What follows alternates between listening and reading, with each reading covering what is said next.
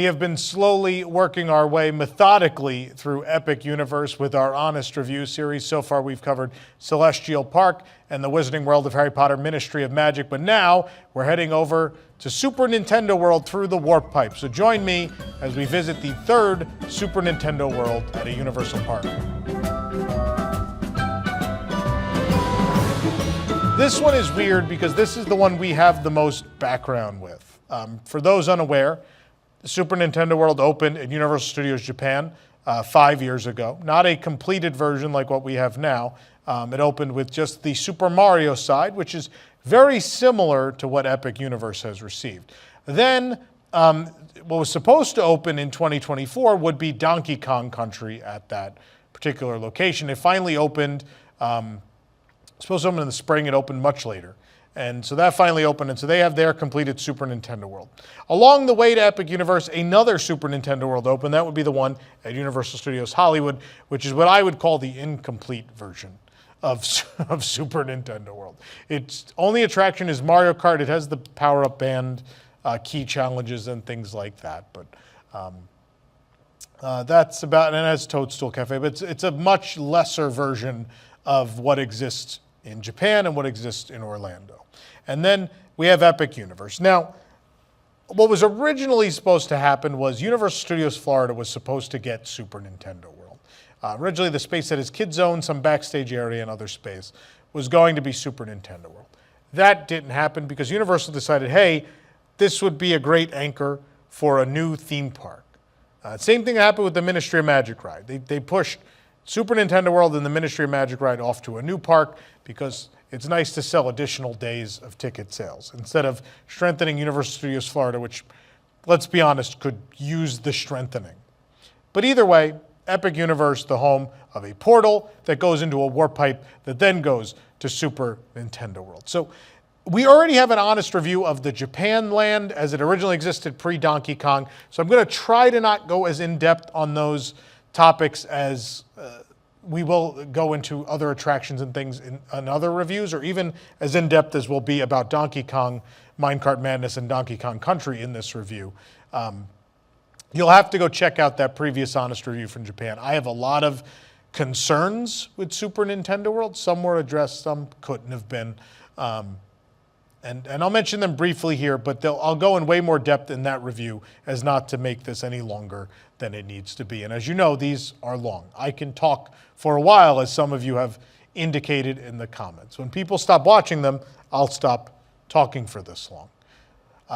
My first problem is the portal.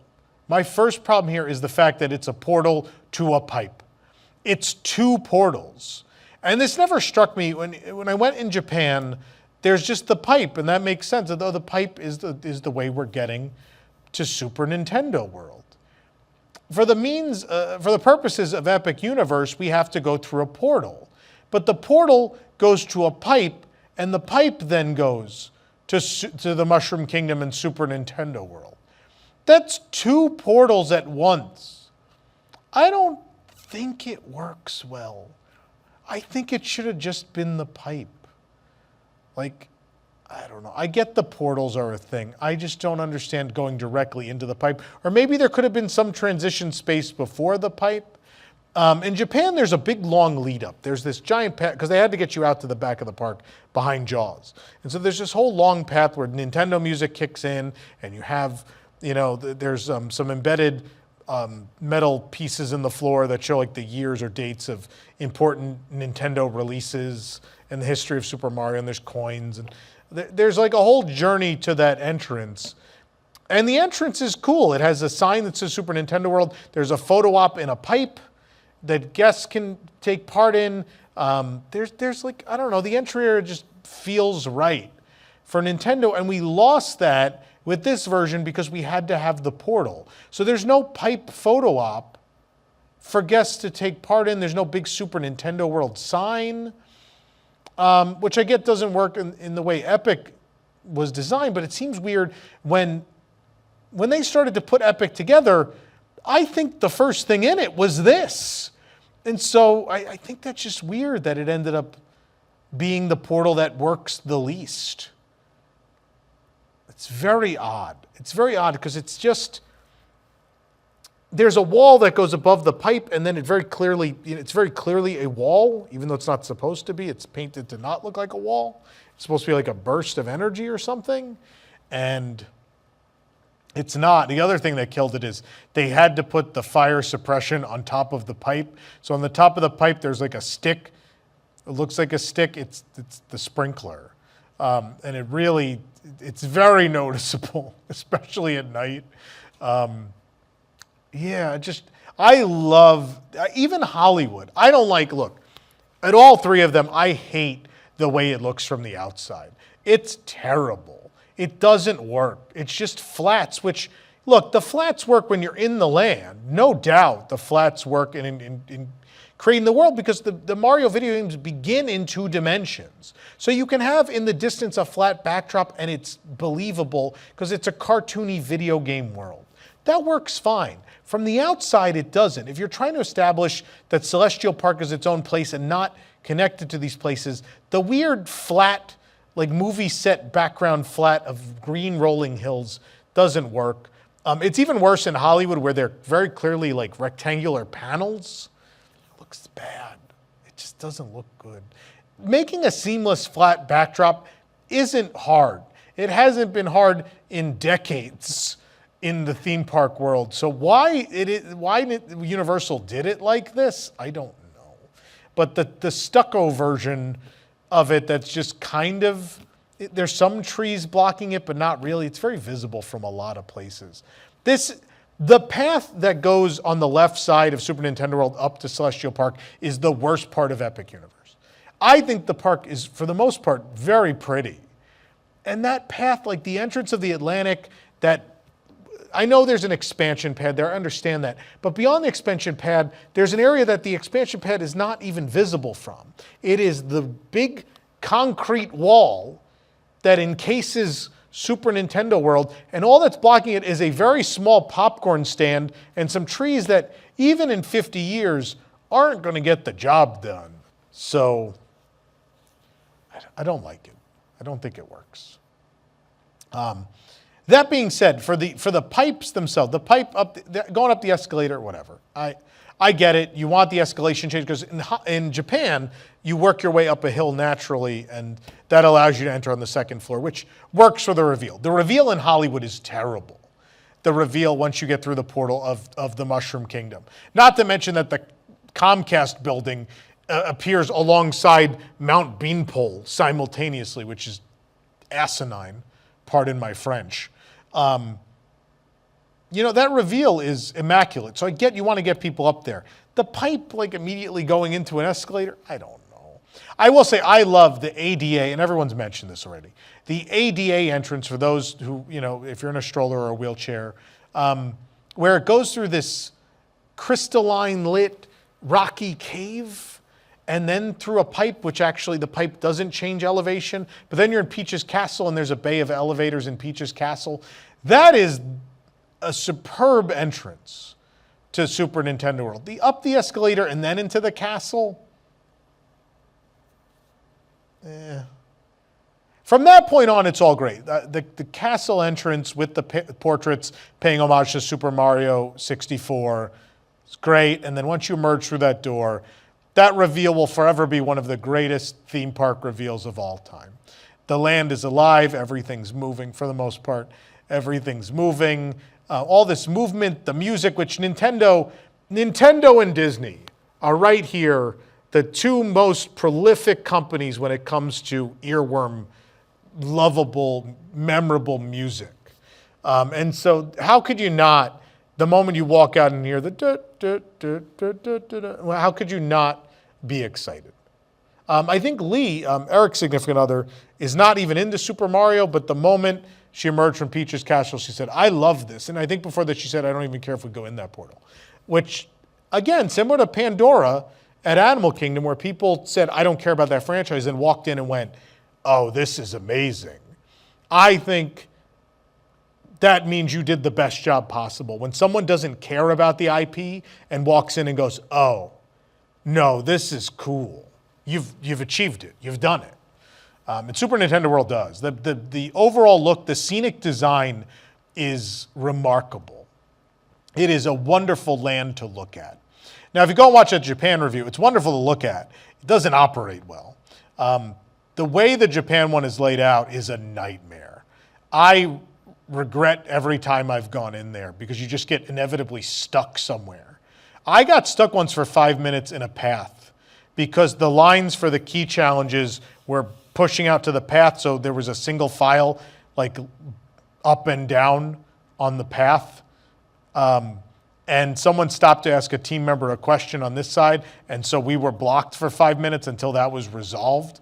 You couldn't even get excuse me. You couldn't even say excuse me to pass because the people going this way were just kept coming, and we all just got stuck there for like 5 minutes. I will want to say this: what amazed me most about Super Nintendo World at Epic is how they were able to mitigate the problems. When you're replicating something multiple times, when you work for a multi-billion-dollar company and you're trying to replicate things in multiple places, it's often very hard to deviate and have them be very, very different. Well, look at Star Wars Galaxy's Edge. There's some variation, but not a lot of great variation between them. And there are things they could have done to make the Hollywood Studios one stronger, realizing that they really designed it first for Disneyland and then plopped it in there. But they didn't. In the case of Super Nintendo World, look, the Hollywood one was a rushed mess. I don't have anything positive to say about the Hollywood version of Super Nintendo World. It's clearly the worst. It's clearly the one no one cared about. And I know people are going to come in the comments and be defenders and go, oh, that's the space they had to work with. The art of theme parks is making things work in the space you have to work with. There are so many great examples through theme park history of things where there wasn't really space and genius ideas had to be hatched to make things work within the space allowed. Indiana Jones Adventure at Disneyland comes to mind. Even Pirates of the Caribbean at Disneyland, where they decided this isn't big enough, we're going to have to drop them out and take them out beyond the train and go beyond the berm. And same with Haunted Mansion at Disneyland. Disneyland's a park that always had spatial constraints. And lots of these parks, Universal Studios Japan, Tokyo Disney, they all, other than Walt Disney World and like Disneyland Paris maybe, they all have space constraints they have to work within. And the magic is when they problem solve so expertly that you don't even know that they did it. And Hollywood was the opposite, where you could tell. The fit and finish of the land, how it was laid out, some nonsensical areas, you could tell it was not a priority for anyone. But I'm proud to say the Epic Universe one feels like it was the priority. Japan, I think, is the one where they had to take the initial idea and sort of squeeze it in. And I think, to their credit, I don't know what the order of operations is, or what the order of events, I should say, was. But it seems to me that for Epic, they took a long, hard look at it and figured out what the problems were operationally. The magic of the bottom floor exit. For those that don't know, there is an exit that comes out the side of the land. It heads towards that Nintendo store, the castle-like Nintendo store that's actually out in Celestial Park. There are doors there that you could exit from. Them. You could also enter from there. Someday they might do the virtual queues or the return times to enter the portals, and so you won't be able to do this. But even in the morning, you want to beat that rush in. Sometimes those doors are open. And for those, if you're in a wheelchair, ECV, stroller, whatever, they'll let you go that way if you don't want to fight the escalator rush, or elevator rush, I should say, up into the main entrance of the portal. But throughout the day, that being accessible, if you just want to book it to Donkey Kong or even to Yoshi or anything that's on the bottom level, and the ability to exit through there without going back through the rigmarole of going up the stairs and over the side and through the castle and down the pipe. Like, to not have to do any of that is fantastic. That's great. Good job, because the Japan one is the opposite. You have to fight back upstairs and then go out a side door. Hollywood doesn't have a problem. Hollywood, they did build an exit that is pretty far removed, and because it's all one floor, it works out pretty well.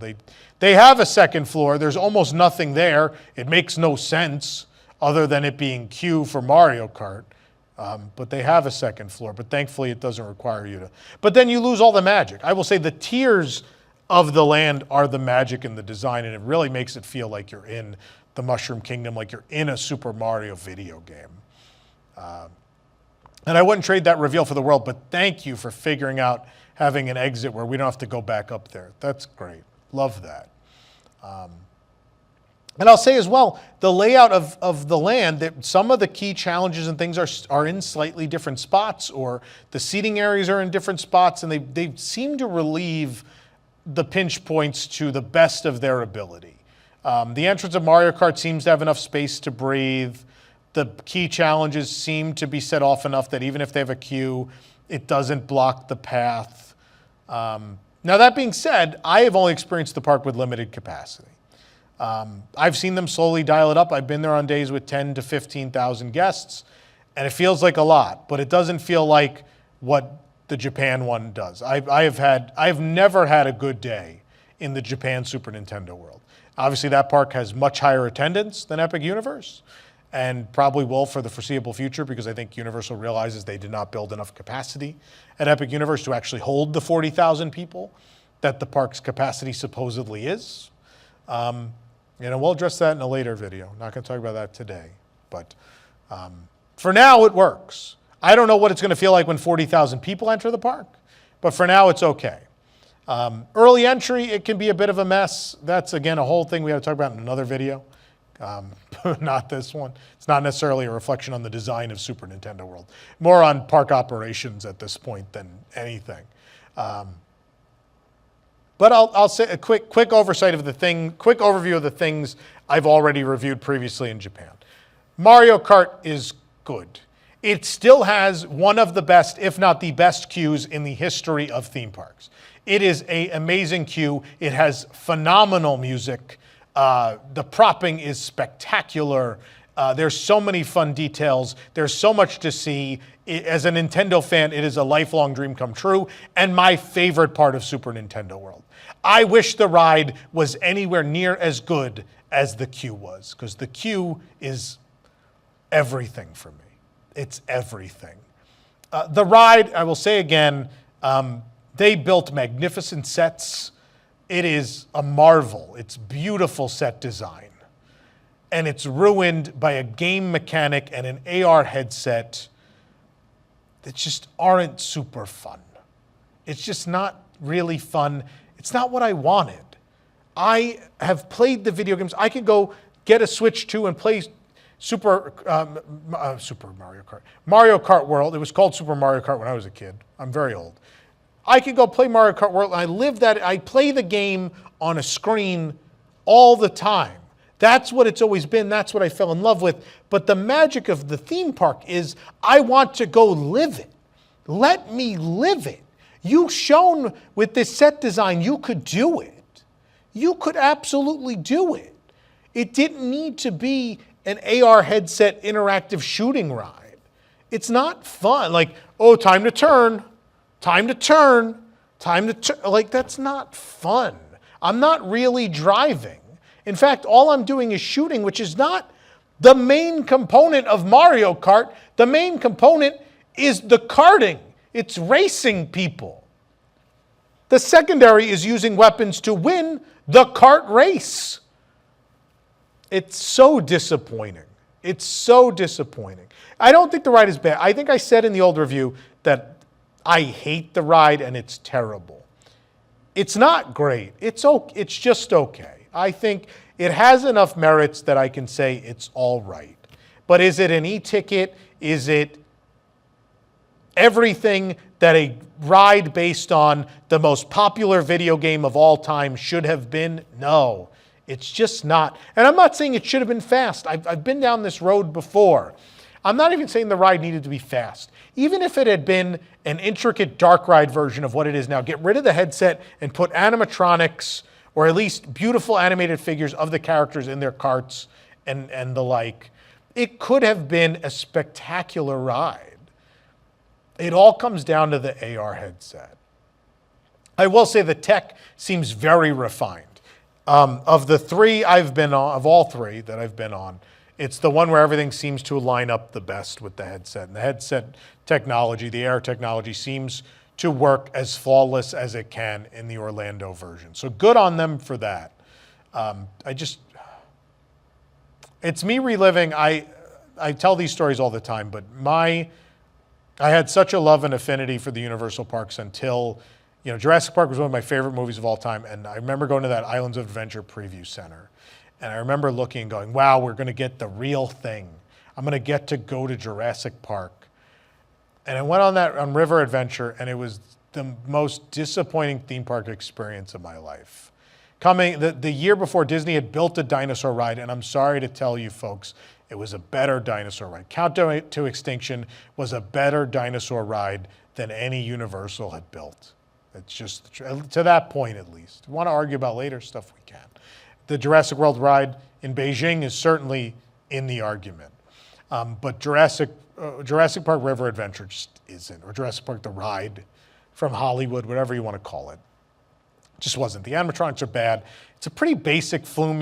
You go up and you turn and you go down, and they just built theming around it. It's no Splash Mountain for sure. That was super disappointing, and Mario Kart reaches that disappointment for me.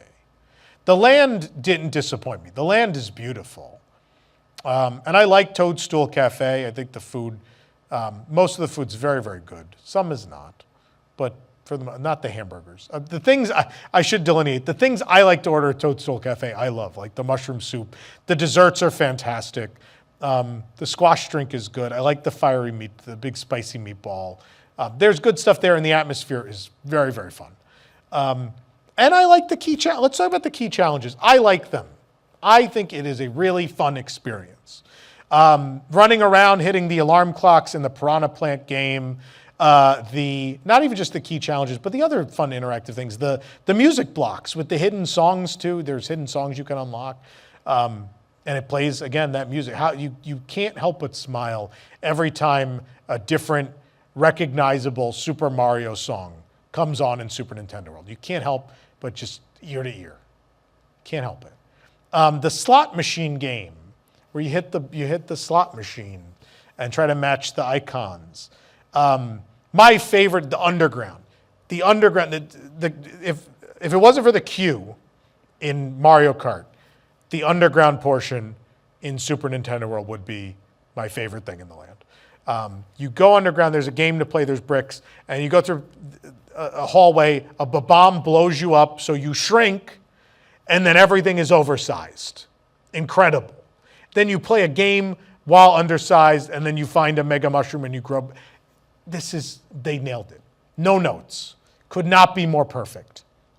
But all the key challenge games are really fun. And even the Baby Bowser finale is excellent. It's a really good time. And it feels like a worthwhile ending to the whole experience. I love it. My problem is maintenance. Look, again, Super Nintendo World design-wise, putting that all outside and having all these moving elements outside is amazing. The problem is it's very hard to maintain. Throughout the preview period and through the opening period, there are games I've played that weren't fully functional. The Green Koopa game where you hit the POW blocks and try to send a shell up to hit him, he hasn't moved in months. He's been stuck. And it really kills the game. Like, you don't know that you succeeded. He doesn't fall over. It doesn't happen. The Goomba game where you work the crank to race to get him to fall back, he's in horrendous shape. His face, like the coloring's coming off the face where the mechanized eyebrows are, and they don't really move, so he's just like always in this state, and there's like white, just pure white around portions of his face. That was broken for several days. The giant piranha plant didn't move for several days. And I've seen these problems in Japan too. The maintenance can't keep up with it.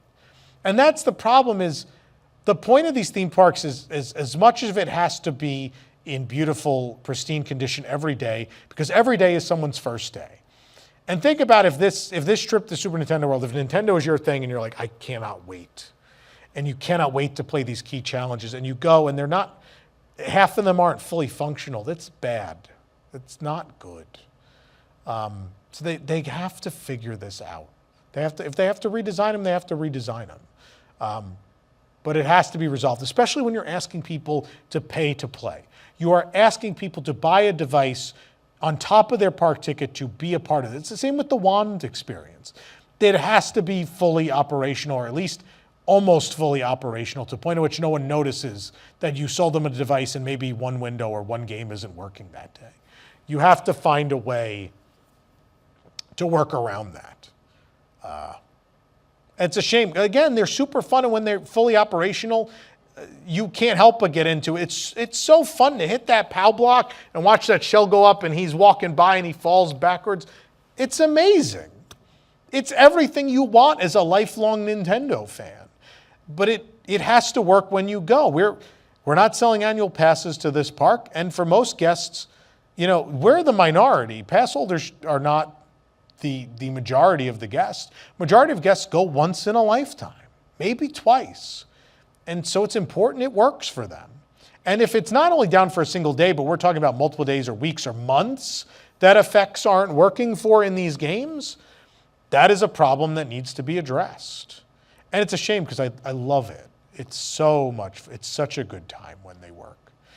It's also a good time when they don't have 40-minute waits each, because that's the other problem, is capacity with them. Now, right now, Epic's handling it well enough because they're not letting 40,000 people in the park, but in Japan, and there's times I've been to Hollywood where in Hollywood, I don't think I've ever played the games.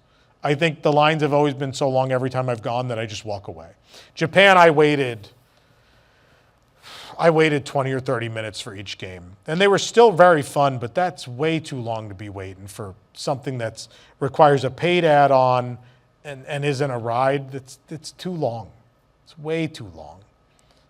So I think there's some things to figure out, and I hope over time they will look at refreshing the games, more reliable games, different games, keeping it fresh for people moving forward.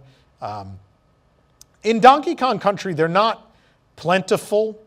The only real game I would say is there's two technically. There's the drums. I like the drums. The drum game is fun, and Rambi the Rhino comes out, and it's great. Then there's the barrel, which is okay. It's just a screen, and you push it to get your prize. And you get the stamps in your app, which the stamp collecting is fun. I like that aspect. It makes me want to makes sure that I bring this back every time, and I look forward to going back every time and riding the attractions more to get more stamps and doing the key challenges again to get more stamps. I like collecting things, even if they're virtual. That's where the game component works. I didn't need the game component to be Mario Kart. I don't need there to be a game component on Yoshi with the egg game. I get it, it's a ride for small kids, but even the small kids I think are like, okay, Billy, what color egg is that? It's red. And I don't think the kids are getting a big rise out of that. I think the kids would have been excited enough if it was just a cute dark ride through the Nintendo world. I love the key challenges. I hope if they can figure it out and have them reliable and keep those lines moving, then I wouldn't have any complaints. Meet and greets are great. The talking characters, Peach, Mario, Luigi, you have Toad, Donkey Kong. These are all great. Who doesn't love these characters? It's great to be able to meet them. A wonderful offering to have. Speaking of Yoshi's Adventure, people are very divided on this. Some people are like, oh, it's cute and it's for kids and that's enough. And other people are like, what a waste of time. And I had a lot of disappointments with the Yoshi ride when I rode it in Japan. The first thing I said was it's too short. I think people expected a people mover kind of ride that took you throughout the entire land. That's what people expected. I still think it's too short. I think it's ridiculous that it has a restraint system that is restrictive to people with certain needs or people of different sizes for a ride that is the slowest dark ride on Earth. But I will say, when maintained, when all the figures are moving and everything works, the music is charming, the scenes are very cute, it's a fun little ride. Would I wait over 30 minutes for it? No, but it's a fun little ride. And I will say again, I was amazed with how much was improved. They really made the best version of this ride. It's considerably better than the Japan version. There are little scenic changes. There's a little more propping in places that hides some things you're really not supposed to see. It fills out the scene a little more shrubbery. Things are placed a little better. The staging is better, if you will. I think it's considerably better here. But Again, the consistency of the moving outdoor props is a problem. I've seen the thwomp at the end of the ride move once. Most days, the red shell bad guy who's crawling back and forth on the upper level, most days he's not moving. Most days the cacti guy doesn't do his thing. There's a real inconsistency to these outdoor characters and whether they're moving or not. And it certainly affects the guest experience. People can argue with me all day about, oh, guests don't notice, blah, blah, blah, blah, blah. Guests know. The guests know that these characters are supposed to be alive and moving. And it's a big loss. I think about like what a great moment it is at the end of that ride when the thwomp comes down. You're like, oh, it almost got me. And to lose that moment, for people to miss out on that, sad, because I think that'll stick with people. I think a lot of those things stick with people. They know all this stuff from the game. They've grown up, they've lived with these games their whole lives, whether they're 12 or 40 or 60. They've lived with this for 40 years of their lives. They know what these things are supposed to look like. And to Universal Creative's credit, when it all works, you've sent them into the world for real. You've achieved it. But it has to be maintained or all that work is for nothing. You can design and build the most wonderful theme park ever made. If it is not maintained and all the intended effects do not work, then all of that work was for nothing. I hate to tell you, but that's how it goes. If my one time in my life on Rise of the Resistance, I get a bunch of B-mode scenes, then the artistic integrity is lost. The value is gone. If it's not everything it's supposed to be, people are going to feel that. People are going to be like, oh, Ride wasn't as great as people say it is. I don't think that's that great. They've got to keep this stuff working. They've got to keep it working. Won't talk about the shops too much. Mario Motors is a very cute store at the exit of Mario Kart. One Up Factory is what is. The music's great. Is what I'm going to say for everything, even if I don't like it. The interior is just, I don't know, like little factory. There's not a whole lot of movement. There's a lot of screens. It's not my favorite. The store in Celestial, and I said this in the Celestial Park review, the Nintendo store in Celestial Park is gorgeous. It is beautiful. I love it. The stained glass windows, the fountain outside with the spinning coins, the mural on the ceiling with the constellations of characters, the shelving, the custom shelving is wonderful. It might be my favorite store in any theme park. I love it. But One Up Factory leaves a little to be desired. Mario Motors is solid. It's good. It makes sense. Works. But let's venture into Donkey Kong Country because this is uncharted territory for us. Donkey Kong Country includes Donkey Kong Minecart Madness, the roller coaster attraction. It includes Funky's Flying By, which is a very small shop and a plane, which I have no notes on that one either. It's exactly what it should be. It's great. Looks cute. Takes a good photo. Holds all the Donkey Kong merchandise. Mission accomplished. The Donkey Kong meet and greet with his house, his tree house, wonderful. Character costume is awesome. Wonderful meet and greet. And the reveal, again, you have that first reveal in Super Nintendo World. That second reveal coming through the tunnel into Donkey Kong Country is amazing. And the music kicking in, the drums, and all this vista of the carts going by and the waterfall off the temple and the carts. It's great. It's really great. It's a great lead up to it. Yeah, the scenic design is no notes. No notes in Super Nintendo World. The queue's okay. The extended queue in that weird pocket, like you go under the track and you're in like this pocket between the facade. Thankfully, the facade's gorgeous. And the track, and it's okay out there. And then even the temple, a lot of the temple is just gold stucco wall. And it's like, oh, it's okay. It's all right. It's nice that there's an interactive element in the middle of the queue. I mean, there's also there's the gold monkey at the beginning of the indoor queue. And then in the middle of the indoor queue, there's an effect where there's two statues. And if two different guests on different sides activate at the same time, you get the rainbow banana in the ceiling. Looks like fiber optics, but it's LED. Everything's LED now. The pre-show with Cranky Kong, I love it's great animatronics. Horrible placement. Horrible placement. You don't end up spending a lot of time there. You never really get the whole show. And he's explaining important story elements. So how am I supposed to know what the attraction is about if I don't stand there long enough to get the whole pre-show?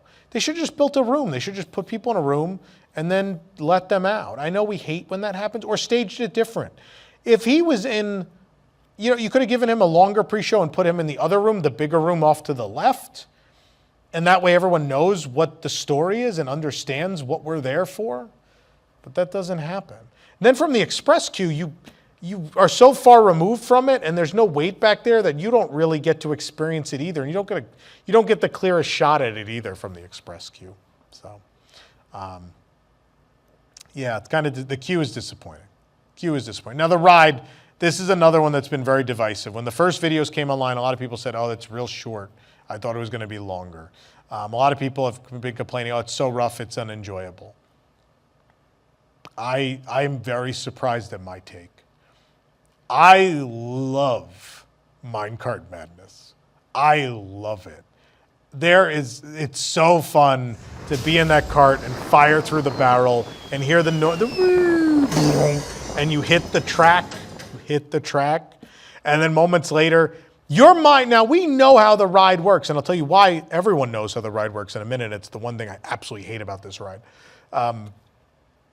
It hits the track and you go into the tunnel and they come right at you, and you know how the ride works, but it doesn't matter. Your brain still is like, oh, we're gonna hit them. And then you don't. And it's a great moment.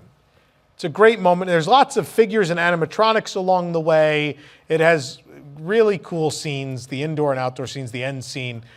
It's a really fun family coaster. Is it rough? Yeah, it's real rough. And I'm worried from a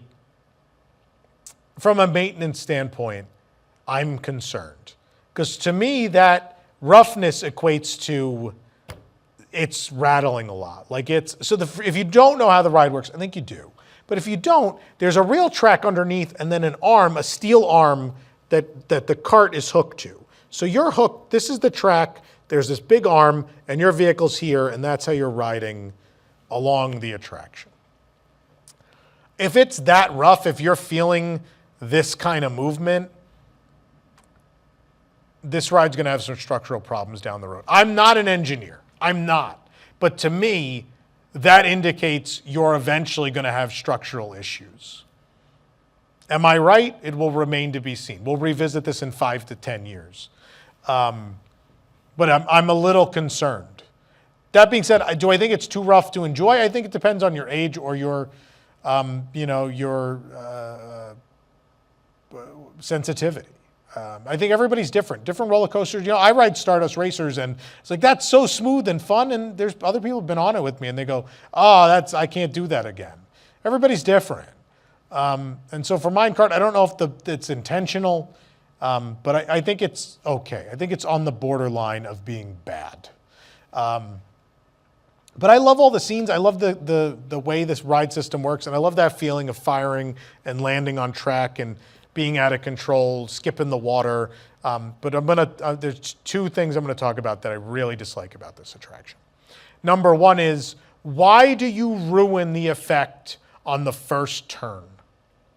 Why, when we leave the load station, do you immediately show me how the ride works? Why do you immediately give away?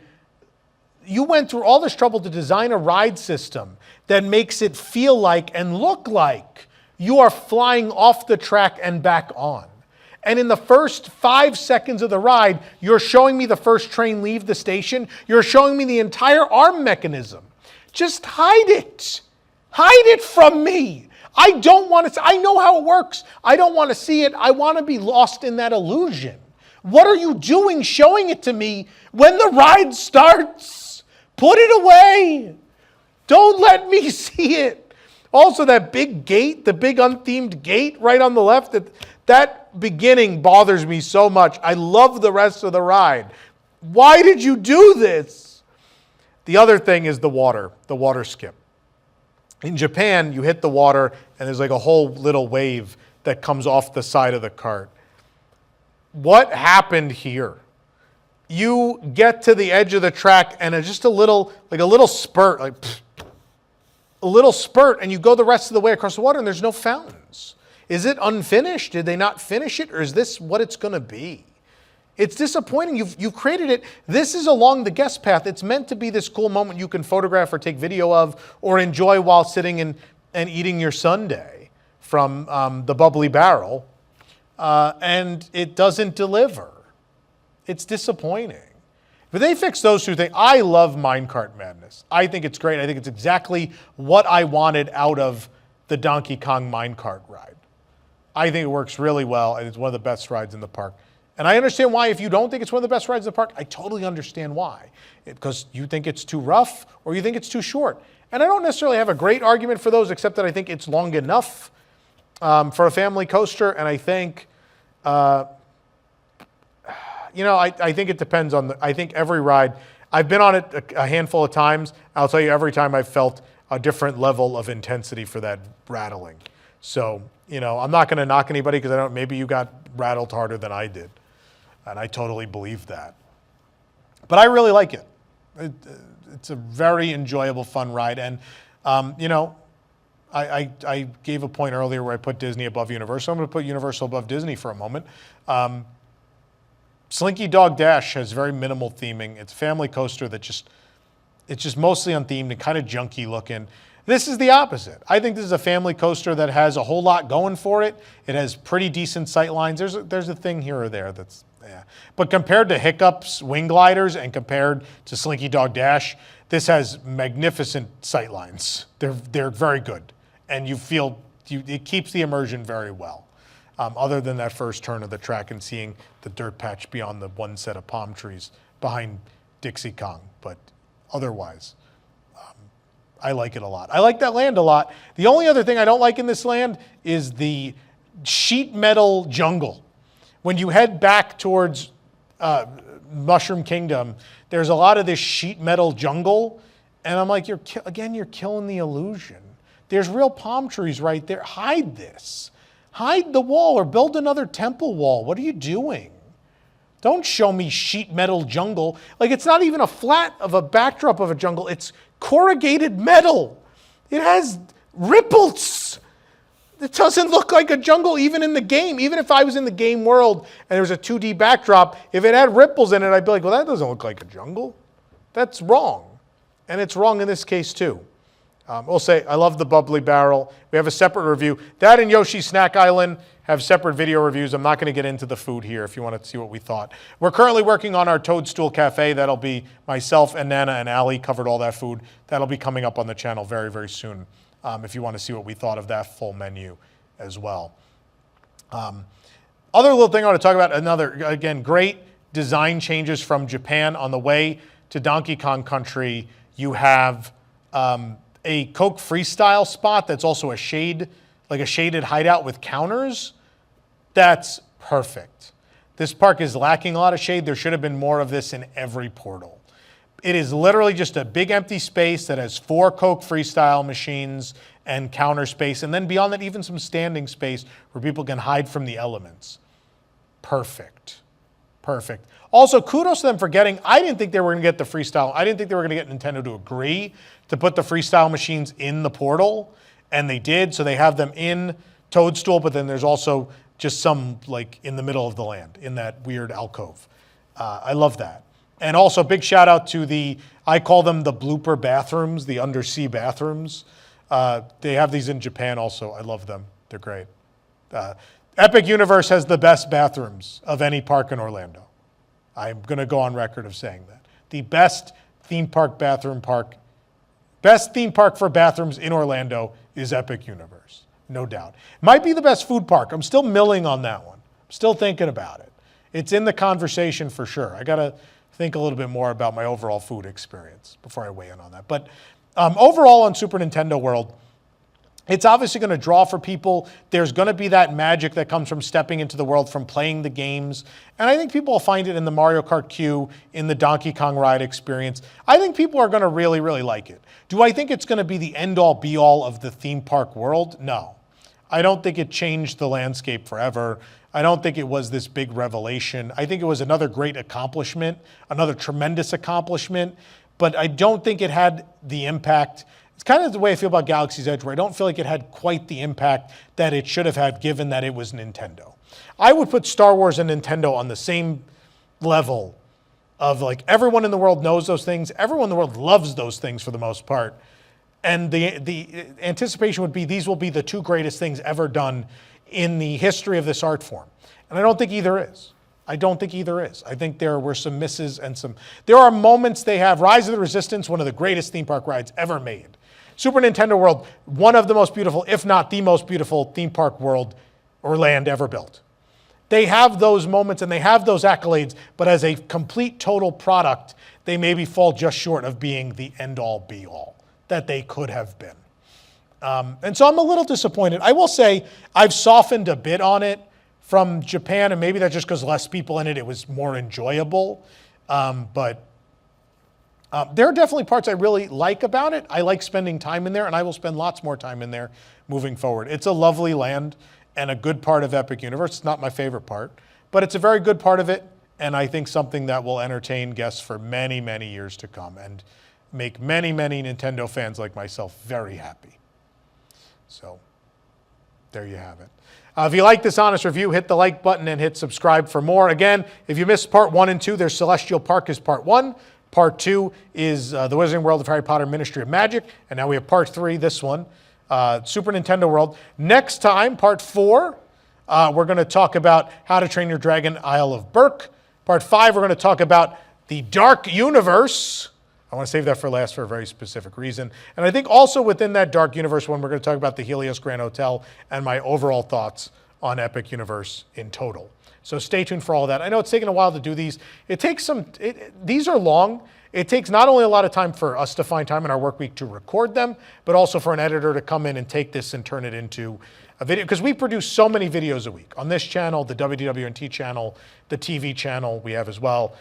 We produce a lot of content, and I dare say more than anyone in this community. And so that takes a lot of time. And so these, I'd love to just sit down and do them all in 1 week and put them out in 1 week, but we have a lot of other commitments every week that we want to continue to deliver on. But hopefully you're still enjoying these. Let us know what you like about them, what you don't. And yeah, thanks for watching, and we'll be back with more soon.